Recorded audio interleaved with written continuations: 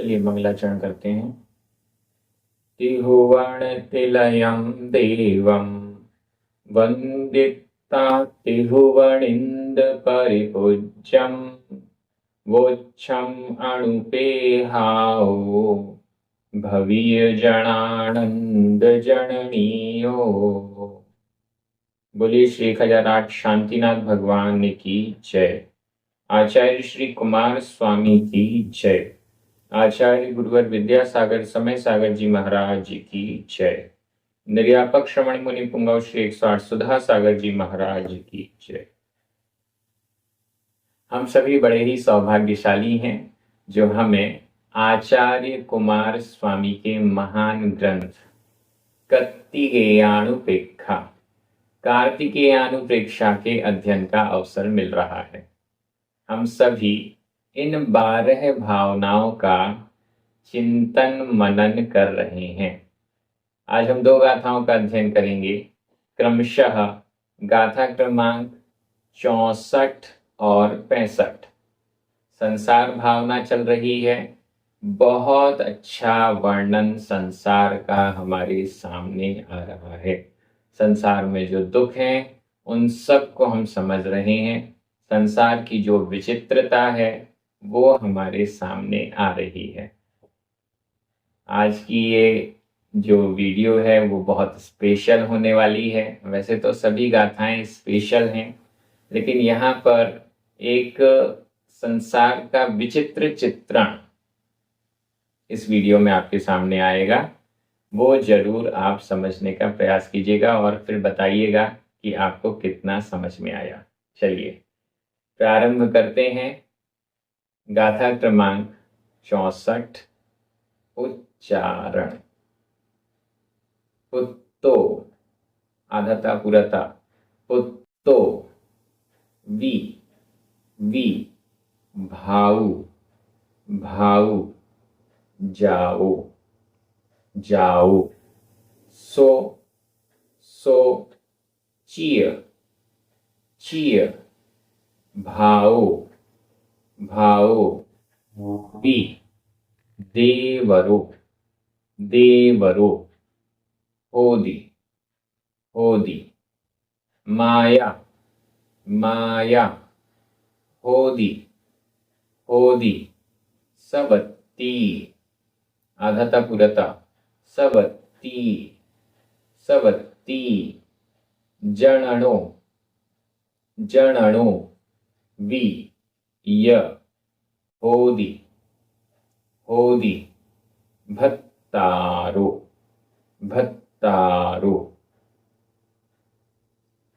पुत्तो विभाऊ जाओ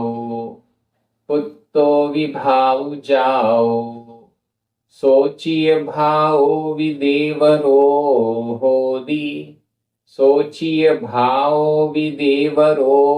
होदी माया होदी सवत्ती जननो विय होदी भत्तारो। संसार की विचित्रता देखिए।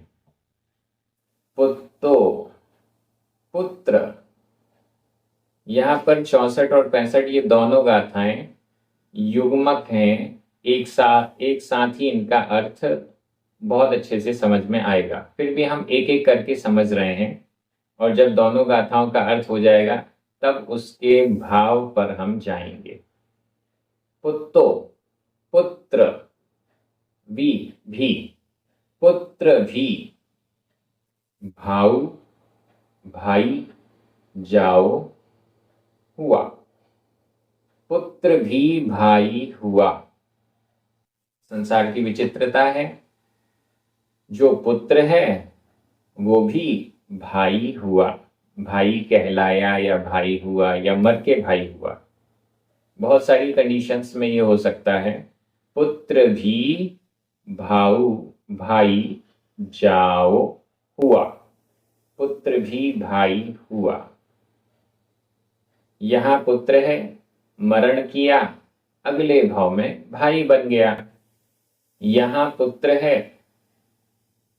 और मान लीजिए यहाँ वो किसी का पुत्र है और फिर उसका मरण हो जाता है, या जिसका पुत्र है उसका मरण हो जाता है और फिर वो मर के वापस अपने ही पति के घर और उसमें गर्भ में आ जाता है, अपनी पत्नी के गर्भ में आ जाता है।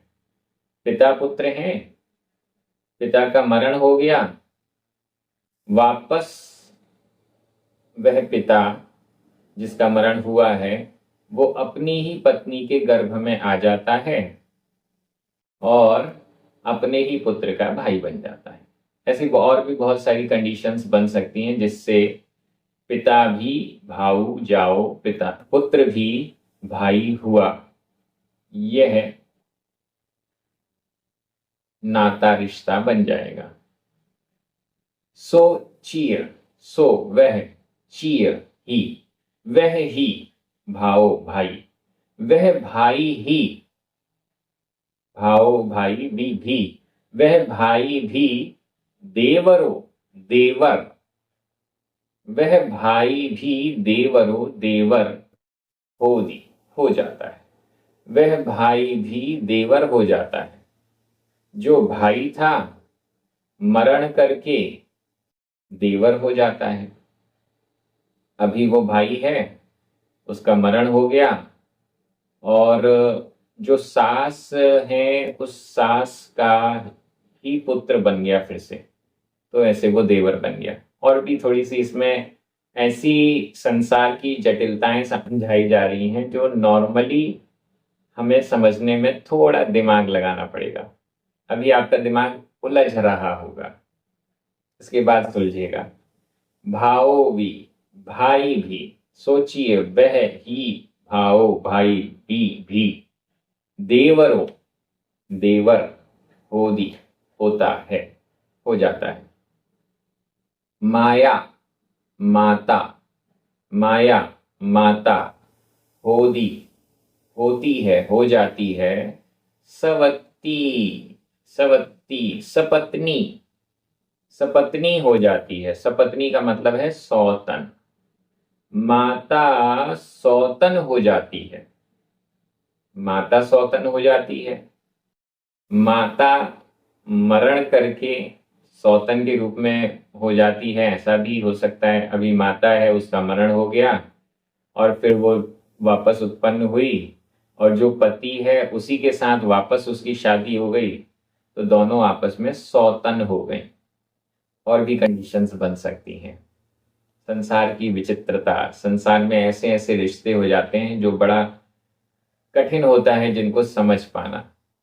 माता होदी सवत्ती, माता हो जाती है सवत्ती, सपत्नी, सौतन। जननो जननो, जनक पिता, भी या और जननो भी, पिता भी, होदी हो जाता है। भत्तारो भरतार, पति, पिता भी मरण करके पति हो जाता है। पिता का मरण हो गया और उसने जन्म लिया और फिर उसके बाद वो पति बन गया, ये भी हो जाता है। उम्र में छोटा रहेगा लेकिन पति बन जाएगा। जननो भी, जनक भी, पिता भी, होदी हो जाता है। भत्तारो भत्ता। और भी उटपटांग तरीके से भी ये रिश्ते बन सकते हैं। अभी आप अपना दिमाग चलाइए कि कैसे कैसे ये रिश्ते बन सकते हैं। पुत्रो भी भाऊ जाओ, पुत्र भी भाई हो जाता है। पुत्र कैसी कैसी कंडीशन में भाई हो सकता है? मरण करके होता है वो तो एक अलग कंडीशन है, लेकिन मरण किए बिना भी हो सकता है, ये अगली गाथा में बताया जाएगा। पुत्रो भी भाऊ जाओ, पुत्र भी भाई हो जाता है। सोचिए भाव, वह भाई भी देवरो होदी, देवर हो जाता है। देवर कौन कहलाता है? पति का भाई देवर कहलाता है। माया होदी सवत्ती, माया माता होती हो जाती है सपत्नी, सपत्नी यानी सौतन। एक पति की दो पत्नियां या ज्यादा पत्नियां हैं तो वो सारी जो पत्नियां हैं वो आपस में सपत्नी सौतन कहलाती हैं। जननो वियहोदि भत्तारो, जनक पिता भी भरतार यानी पति हो जाता है। ये संसार है, बड़ा विचित्र संसार है। आज पिता है, कल वह भविष्य में वह पति हो जाता है।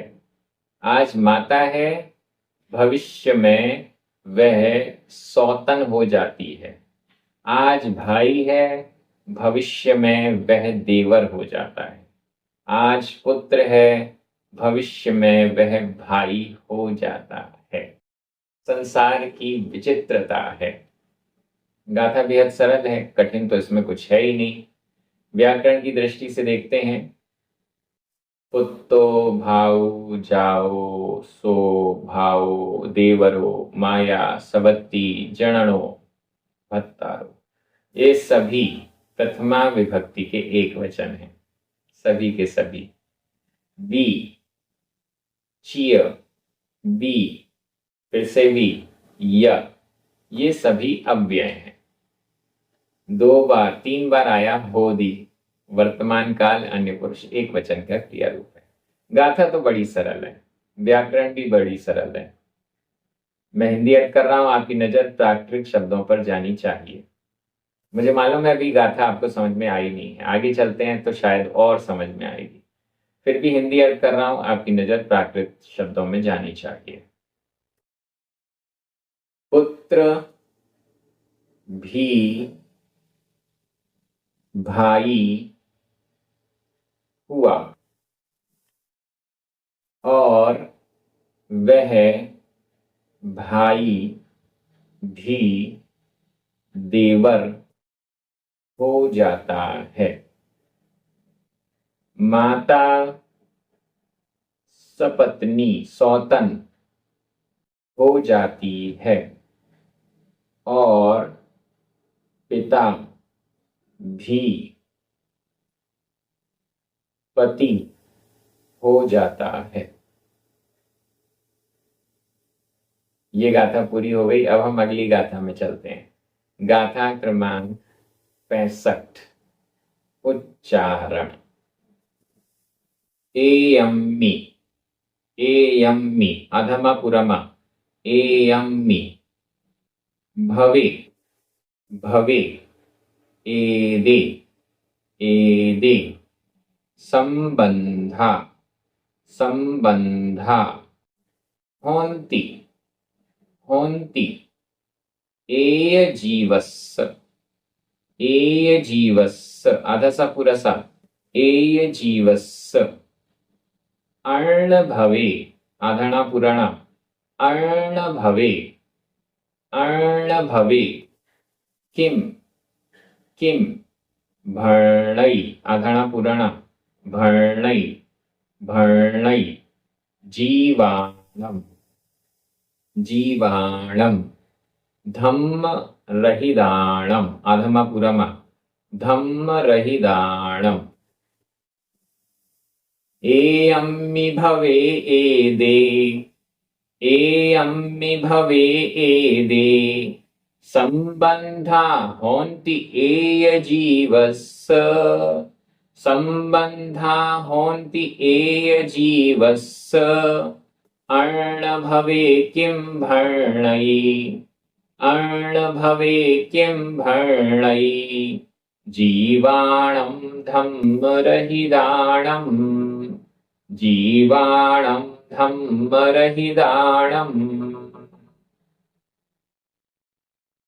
पिछली गाथा को याद करते हुए, एयम्मि भवे, एयम्मि एक में, भवे भव में, एक भव में।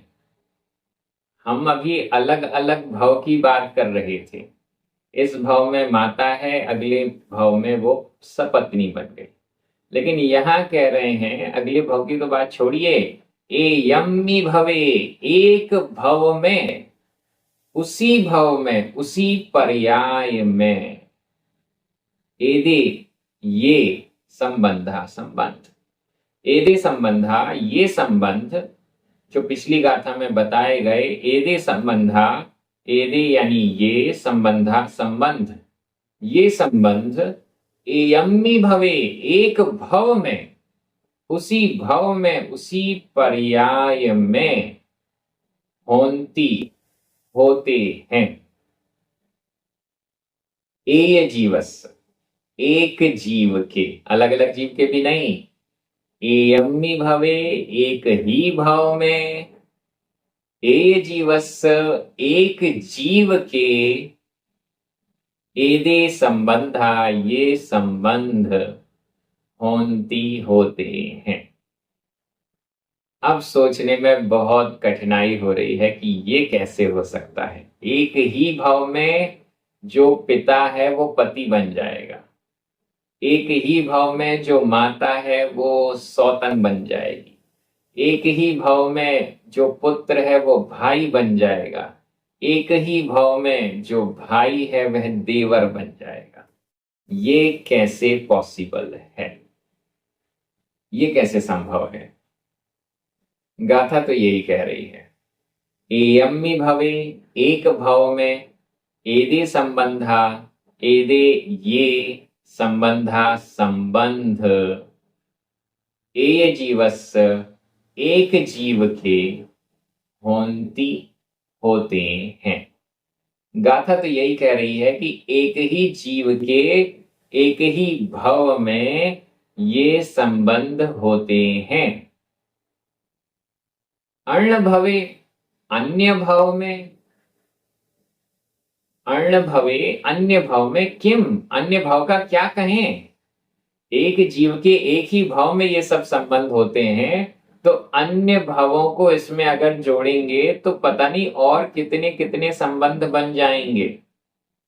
अर्ण भवे, अन्य भाव में, अगले भाव में आगे पीछे के भावों को और साथ में जोड़ लिया जाए तो किम, फिर तो क्या कहना, भरणई, किम भरणई, क्या कहा जाए?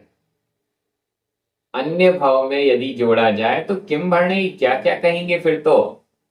जीवाणम, जीवों के, धम्म रहिताणम, धर्म से रहित जीवों के, धम्म रहित, धर्म से रहित, जीवाणम, जीवों के।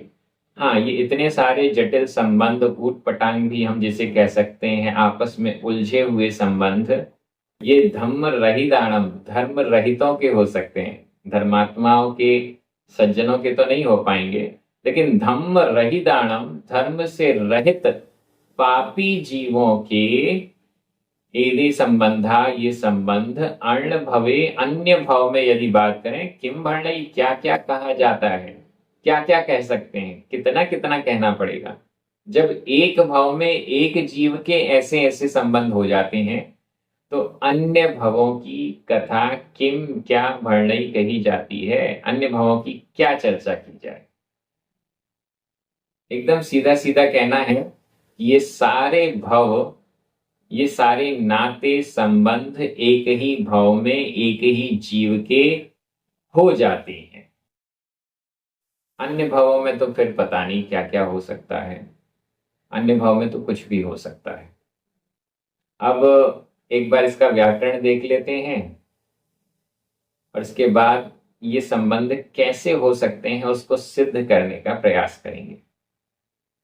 व्याकरण की दृष्टि से एयम्मी, भवे, अर्ण भवे, इन तीनों में सप्तमी विभक्ति का एक वचन है। एदे संबंधा, ये दोनों ही प्रथमा विभक्ति के बहुवचन हैं। होंती, वर्तमान काल अन्य पुरुष बहुवचन का क्रिया रूप है। एय जीवस्य, षष्ठी विभक्ति का एक वचन है। किम, यह भी प्रथमा विभक्ति का एक वचन है। भरणई, वर्तमान काल अन्य पुरुष एक वचन का क्रिया रूप है। जीवाणम, धम्म रहिताणम, ये दोनों ही चतुर्थी विभक्ति के बहुवचन है। मैं हिंदी अर्थ कर रहा हूं, आपकी नजर प्राकृत शब्दों पर जानी चाहिए। एक भव में एक जीव के ये संबंध होते हैं, फिर धर्म से रहित जीवों के अन्य भव में क्या कहा जाता है, क्या क्या कहा जा सकता है।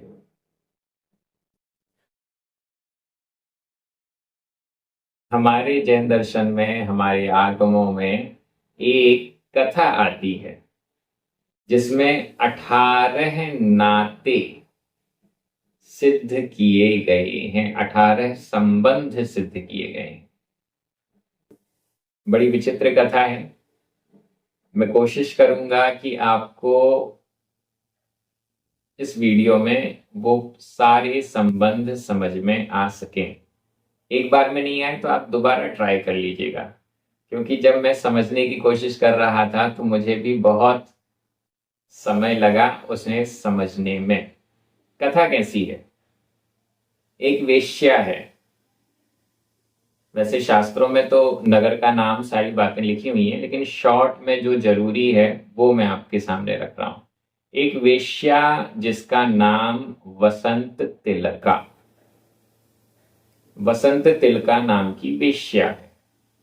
उस वसंत तिलका नाम की वेश्या ने 2 संतानें उत्पन्न की एक साथ, पुत्र और पुत्री। पुत्र का नाम धनदेव और पुत्री का नाम कमला। जब ये पुत्र पुत्री उत्पन्न हुए, वेश्या थी, वो पालन तो कर नहीं सकती। उसने एक कमला नाम की पुत्री को रत्न कंबल में लपेटा और उत्तर की साइड की रोड पर रख दिया, और जो पुत्र था धनदेव उसको रत्न कंबल में लपेटा और दक्षिण साइड की रोड में रख दिया। इन दोनों को अलग अलग नगरों के लोग उठाकर ले गए और उनका वहां पालन पोषण हुआ। पाप कर्म के उदय से वो जो भाई बहन थे, पुत्र और पुत्री भाई बहन थे, कमला और धनदेव, उनका विवाह हो गया। मैंने इसीलिए पाप कर्म के उदय से बोला है, क्योंकि ऐसे जो संबंध हैं, भाई बहन थे जन्म से, इधर उधर होकर चले गए और फिर ऐसा पाप कर्म का उदय आया कि वो भाई बहन होते हुए भी उनका विवाह हो गया। किसी को पता नहीं है कि ये भाई बहन है, लेकिन इनका विवाह हो गया। अब विवाह हो गया धनदेव और कमला का। धनदेव किसी दूसरे नगर में है। वो घूमता फिरता हुआ वापस जिस नगर में, उज्जैनी में, जहां पर वसंत तिलका रहती है वेश्या, उसी नगर में व्यापार के सिलसिले में आया और फिर उस धनदेव के संबंध उस वेश्या से बने, वसंत तिलका से। यहां वसंत तिलका का फिर से एक पुत्र हुआ जिसका नाम वरुण है। धनदेव और वेश्या वसंत तिलका का संबंध हुआ और फिर उन दोनों का पुत्र हुआ वरुण। यहां ये स्टोरी हो गई पूरी। अब जो कमला, कौन किसकी पत्नी है, कौन किसकी बेटी है, ये तो अभी आपको क्लियर हो रहा है। वसंत तिलका का पुत्र धनदेव, पुत्री कमला, इन दोनों पुत्र पुत्री भाई बहनों का आपस में विवाह हो गया। विवाह होने के बाद बिजनेस के सिलसिले में, व्यापार के सिलसिले में धनदेव वापस उज्जैनी पहुंचता है और यहाँ वो उज्जैनी में उसी वसंत तिलका वेश्या, जो कि उसकी माता है, उसके साथ संबंध स्थापित करता है और उनका पुत्र होता है जिसका नाम है वरुण। अब यहाँ जो कमला थी वो किसी तरीके से किन्हीं मुनि महाराज के पास पहुंचती है और उनसे निवेदन करती है कि मेरे पूर्व भवों की बात बताइए, मेरे पूर्व भाव में मैंने क्या किया, कैसे किया, वो बताइए। अब यहाँ महाराज अवधि ज्ञानी थे, उन्होंने पूरा संबंध बता दिया। धनदेव कौन था, तुम्हारी माता कौन है, ये कौन वो कौन, पूरा संबंध कमला को, ये सब पूरा जो मैंने आपको बताया वो सब कमला को बता दिया महाराज जी ने। अब कमला ने संसार की विचित्रता समझ ली, ऐसा कैसे हो गया, ये सब कैसे हो गया, भाई बहन होते हुए भी हमारा विवाह हो गया, हम पति पत्नी बन गए। अब कमला को वैराग्य हुआ, उसने अणुव्रत धारण कर लिए। अणुव्रत धारण करने के बाद वो भी उज्जैनी पहुंची। वसंत तिलका वेश्या के घर जाकर, जो अभी बालक शिशु अवस्था में है वरुण, उससे कहती है, वरुण को झूला झुला रही है और कह रही है। अब वो 18 प्रकार के नाते संबंध को सिद्ध कर रही है, बता रही है।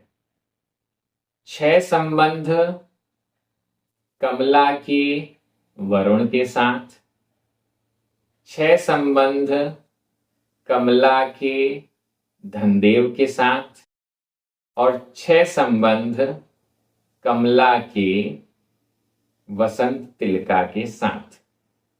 आप बड़े ध्यान से स्टोरी सुन रहे हैं और आपके दिमाग में एक एक दो दो नाते तो दिमाग में घूम रहे होंगे। वसंत तिलका माता भी है और धनदेव की पत्नी भी बन गई। ऐसे ही कमला धनदेव की बहन भी है, भाई बहन का रिश्ता है, और वो पति पत्नी भी बन गए। ऐसे दो दो रिश्ते तो नॉर्मल दिखाई दे रहे हैं। सबसे पहले कमला और वरुण के 6 संबंध। सबसे पहला संबंध है पुत्र। क्योंकि कमला का पति है धनदेव और धनदेव का पुत्र है वरुण, इसलिए वरुण कमला का भी पुत्र हुआ। दूसरा संबंध है भतीजा। क्योंकि कमला का भाई है धनदेव और धनदेव का पुत्र है वरुण, भाई का बेटा, भाई का पुत्र भतीजा कहलाता है, इसलिए वरुण कमला का भतीजा हुआ। तीसरा है भाई। कमला की माता है वसंत तिलका और वरुण भी वसंत तिलका का ही पुत्र है, इसलिए वरुण कमला का भाई हुआ। चौथा देवर। कमला का पति है धनदेव और धनदेव की माता का पुत्र है वरुण, तो इस दृष्टि से धनदेव का छोटा भाई हुआ वरुण, और इसीलिए कमला के पति का भाई यानी छोटा भाई यानी देवर हुआ वरुण। वरुण इसीलिए कमला का देवर हुआ। पांचवा काका। काका यानी चाचा। कमला की माता है वसंत तिलका और उसका पति है धनदेव, इस दृष्टि से धनदेव कमला का पिता हुआ, और धनदेव की माता का पुत्र है वरुण, वो उसका छोटा भाई है, धनदेव का छोटा भाई वरुण, तो इसलिए कमला के पिता धनदेव का छोटा भाई वरुण उसका कमला का काका यानी चाचा हुआ। थोड़ा सा कॉम्प्लिकेटेड है लेकिन ध्यान से समझ लीजिएगा। छठवां रिश्ता है पौत्र का, पोते का। यहाँ पर कमला जो है उसके पति धनदेव की पत्नी है वसंत तिलका, इस दृष्टि से वसंत तिलका कमला की सपत्नी हुई। सपत्नी मतलब सौतन हुई। अब सौतन का पुत्र है धनदेव और धनदेव का पुत्र है वरुण, इस दृष्टि से कमला वसंत तिलका का पौत्र यानी पोता हुआ वरुण, और कमला उसकी सपत्नी है वसंत तिलका की, इसलिए वरुण भी इसका पौत्र यानी पोता हुआ। इस प्रकार की ये 6 संबंध तो कमला और वरुण यानी उस शिशु के हो गए जिसको वो पालने में झुला रही है। अब दूसरे नंबर पर आया कमला और धनदेव, इनके 6 संबंध। सबसे पहला संबंध पिता। कमला की माता है वसंत तिलका और वसंत तिलका का पति हो गया धनदेव। इस दृष्टि से कमला का पिता हुआ धनदेव, धनदेव कमला का पिता हुआ। दूसरा, दादा। यहां वरुण कमला का काका यानी चाचा है और वरुण के पिता है धनदेव, इसलिए चाचा का पिता दादा हुआ, इसलिए धनदेव कमला का दादा है। तीसरा है पति। धनदेव और कमला की विवाह हुआ है, इसलिए कमला का पति है धनदेव, धनदेव कमला का पति है। चौथा, भाई। क्योंकि कमला और धनदेव की माता वसंत तिलका है, इसलिए दोनों भाई बहन हुए, इसलिए कमला का भाई है धनदेव। पांचवा, पुत्र। क्योंकि कमला और वसंत तिलका ये दोनों ही सपत्नी हैं, सपत्नी मतलब सौतने हैं, और सौतन वसंत तिलका का पुत्र है धनदेव, इसलिए कमला का भी पुत्र माना जाएगा, धनदेव कमला का पुत्र माना जाएगा। छठवां रिश्ता है ससुर, ससुर का रिश्ता। क्योंकि कमला का पति जो है वो धनदेव, धनदेव की माता है वसंत तिलका जो कि उसकी सास है, कमला की सास हुई वसंत तिलका। अब वसंत तिलका का जो पति है वो कमला का ससुर होगा। कमला का पति वसंत तिलका का पति धनदेव है, तो धनदेव कमला का ससुर भी हुआ। इस प्रकार से कमला और धनदेव के ये 6 संबंध हुए। थोड़े से जटिल हैं, आप 1-2 बार ध्यान से सुनेंगे तो समझ में आएगा। आप अपनी कॉपी में नोट भी कीजिए और इनको देखिए कि इस तरीके से ये रिश्ता बनता है कि नहीं बनता है। तीसरा, कमला और वसंत तिलका, इनके 6 संबंध। सबसे पहला संबंध है भाभी। भावज भी कहते हैं, भाभी भी कहते हैं। भाभी कौन होती है? भाई की पत्नी को भाभी कहते हैं। कमला का भाई है धनदेव और धनदेव की पत्नी है वसंत तिलका, इसलिए वसंत तिलका कमला की भाभी हुई। ये पहला रिश्ता। दूसरा रिश्ता है दादी। वरुण और कमला दोनों भाई बहन हैं। वरुण के पिता का नाम धनदेव और धनदेव की माता वसंत तिलका, इसलिए वसंत तिलका कमला की दादी हुई। तीसरा संबंध है माता का।